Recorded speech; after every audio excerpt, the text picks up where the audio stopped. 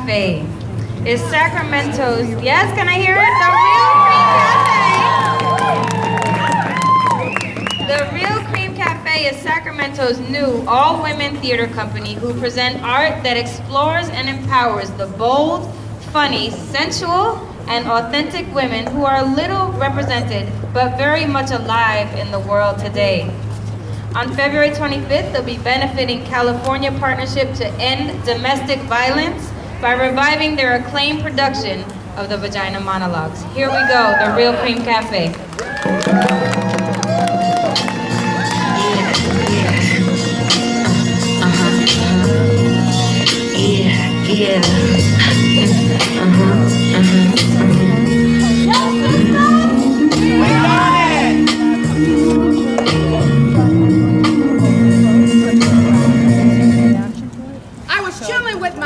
About 6 weeks ago, and I heard the strangest news. I said what? I said what? I said what? I said what? You said a man who insulted all Latinos? Rapists! Muslims. Terrorists! Refugees. Double terrorists. Women. She's not hot enough for me to violate her. She's a 2. Jewish people. USA! USA! Peoples with disabilities. Do not even get me started. African Americans. All your neighborhoods are hellholes. What do you got to lose? Oh, and don't forget, laziness is in our blacks. You said that someone who began the campaign by insulting his opponents? Lion Ted! Low energy Ted! Carly Horseface Fiorina. You said that someone who invited a foreign dictator to enter the race against his opponent? Come on, Putin, baby. Please hack Hillary Clinton's email, okay? It'll make her look bad if there's nothing there. You said that it was fair for the FBI to jump into the election against Hillary not once but twice? Thank you, Director Comey, for having the balls to tell the truth. It's a beautiful thing. It's beautiful. Even though the FBI never found anything illegal, while Donald Trump's involvement with the foreign dictator was never discussed, even though Trump's been sued by hundreds of private, corporate, and government entities for his own dealings. We can't investigate Trump. We wouldn't want any unduly influence on the election now, would we? You said that someone who stoked the fears of desperate middle-class Americans with a huge dose of lies? The other party has taken away your job.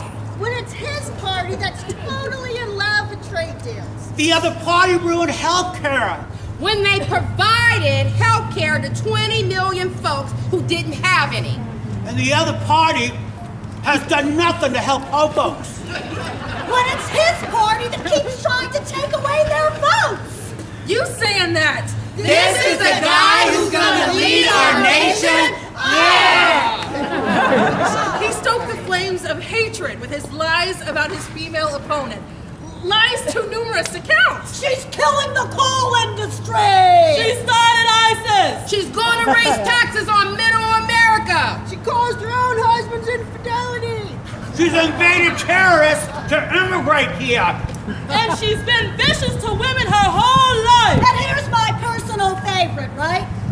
She's going to dismantle the Second Amendment. And you Second Amendment people, you know what to do about that, right? Yeah. He called for the assassination of his opponent. Tell me why his violence gets rewarded.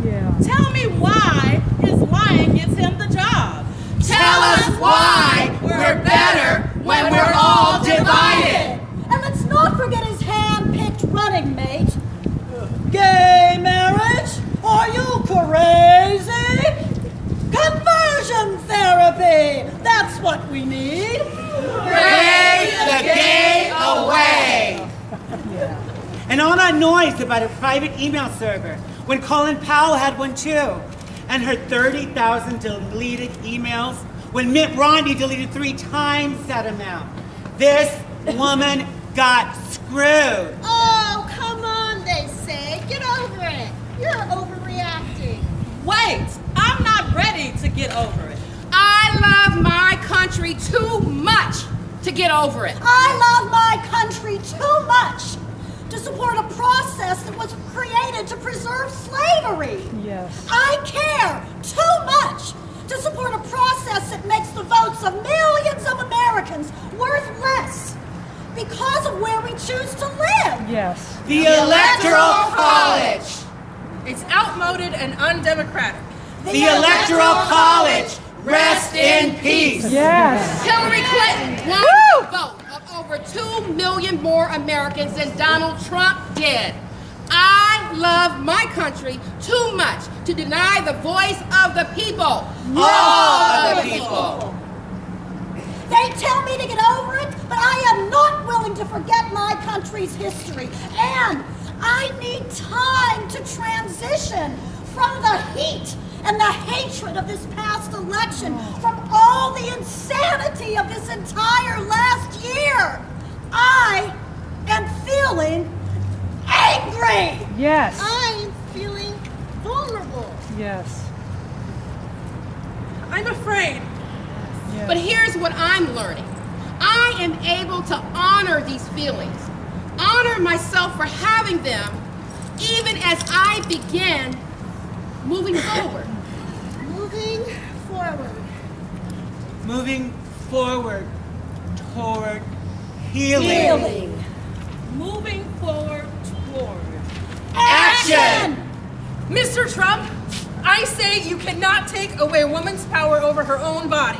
Mr. Trump, you cannot deny me the right to affordable health care. Mr. Trump, you cannot deny me my transgender liberties. Mr. Trump, you cannot insult our military family. Thank Oh you. no, Mr. Trump. You cannot defame our Mexican, Muslim, African Americans, Native Americans, female, and disabled brothers and sisters. Mr. Trump, you cannot deny me the right to feel safe in my own country.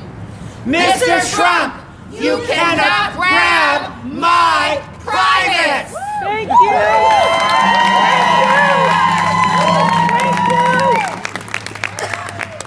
And now, Evensters, my revolution begins in the body. My revolution begins in the body. It isn't waiting anymore. My revolution does not need approval or permission. It happens because it has to happen in each neighborhood, village, city, or town, at gatherings of tribes, fellow students, women at the market, and on the bus. It may be gradual or soft. It may be spontaneous and loud. It may be happening already. It may be found in your closet, your drawers, your gut, your legs, your multiplying cells, in the smooth curve of rounded bellies and overflowing breasts. My revolution is swelling from the insatiable drumming throughout my limbs. My revolution is willing to die for this. That's right. My revolution is ready to live big. That's My right. revolution is overthrowing the state of mind called patriarchy. Yes. And apathy. My revolution will not be choreographed, although it begins with a few familiar steps. My revolution is not violent, but it does not shy away from the dangerous edges, where fierce displays of resistance tumble into something new. My revolution is in this body, in these hips, atrophied by misogyny, in this jaw wired mute by hunger and atrocity. My revolution is connection, not consumption. It's passion, not profit. Thank It's you. orgasm, not ownership. That's right. My revolution is of the earth, and it will come from her, for her, because of her. It understands that every time we frack or drill or burn or violate the layers of her sacredness, we violate the soul of our future. My revolution is not ashamed to press my body down on her mud floor in front of banyan, cypress, pine, caliac, oak, chestnut, mulberry, redwood, to bow shamelessly to shocking yellow birds and rose blue setting skies, heart exploding purple bougainvillea and aqua sea. My revolution gladly kisses the feet of mothers and nurses and servers and cleaners and nannies and healers, all who are life and who give life. My revolution is on its knees, on my knees, to every holy thing and to those who carry empire-made burdens in and on their heads and backs and hearts. My revolution demands abandon, expects the original, relies on troublemakers, anarchists, poets, shaman seers, sexual explorers, tricksters, mystic travelers, and tightrope walkers, and all of those who go too far and feel too much. My revolution shows up unexpectedly. It's not naive, but it believes in miracles. It cannot be categorized, targeted, and branded, or even located. Offers prophecy, Not prescription, is determined by mystery and ecstatic joy. Requires listening, it's not centralized. Though we all know where we're going, It happens in stages and all at once. It happens where you live and everywhere. It, Understands that Divisions aren't only diversions. it, Requires sitting still and staring deep into my eyes. Go ahead, love!